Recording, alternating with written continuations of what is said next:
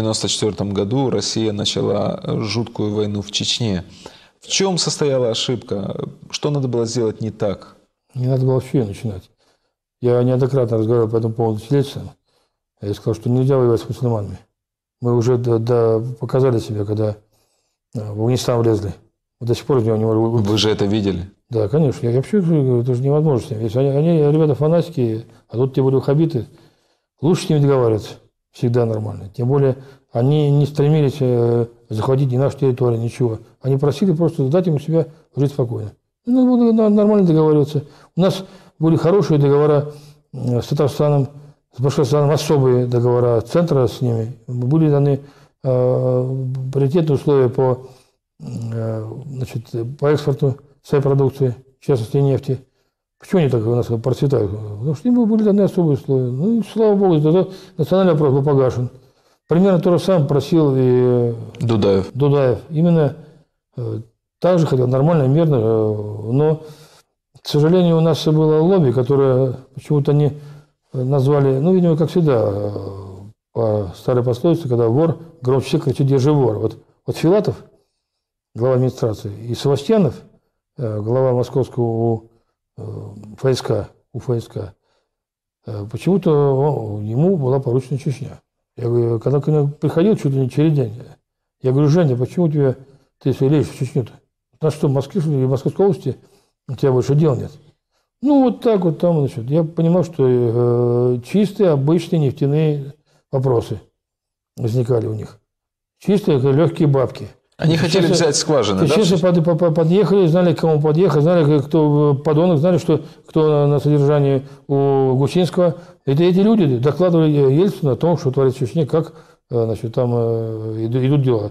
Все, что где туда плохо скажет о нем, то уже транслировали, тоже трансформировали, додавали Борису Николаевичу. Зная его амбициозность, зная его... Значит, ревностное отношение? Не то, что ревностное, но когда его оскорбляют, то, конечно, это для него мстительный. Он очень был мстительный. Простить не мог. Правда, по-моему, наши нынешние еще сильнее.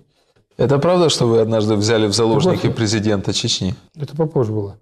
Значит, так вот, мы уговаривали его, Ельцина, я особенно говорил, и Сосковец. Сосковец вообще, я их однажды застал, он стоял на коленях перед ним. Сосковец? Сосковец. Говорит: Борис Николаевич, я вас умоляю, не надо воевать Чечню. А вот книжки читайте, что еще никто в суд не подал и топором не вырубил. Все написано.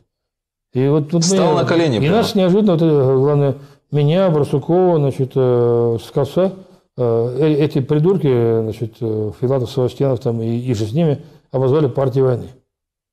Мы, те, кто были против войны категорически, нас обозвали. К счастью, что и Дудаев, и его окружение, и нынешние все знали, что наша позиция такова. Почему у меня никогда нет проблем с чеченцами, почему меня в расстрельных списках нигде не ставили. Хотя у нас многие там, и Ерин, Грачев, Барсуков, все они в расстрельных списках.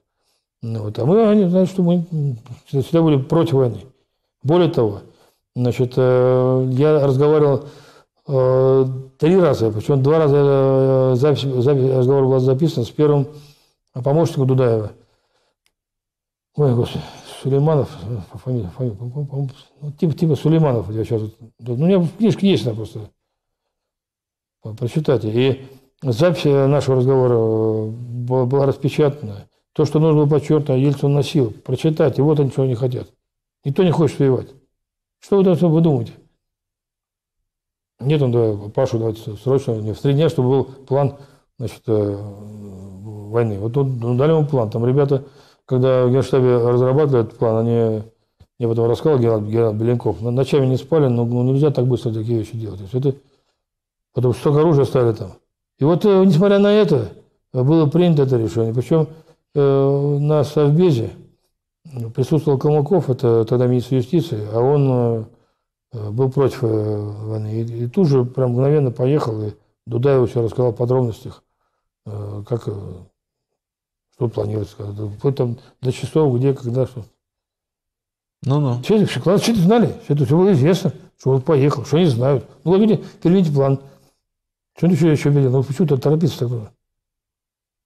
Нет, все, тут я так хочу, и все. Почему потом он извинялся перед народом, что Это моя главная ошибка. Действительно, это главная ошибка в его жизни.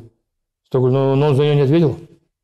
Должен спокойно, в прекрасных условиях, путешествуя по всему миру, дожил до спокойной смерти.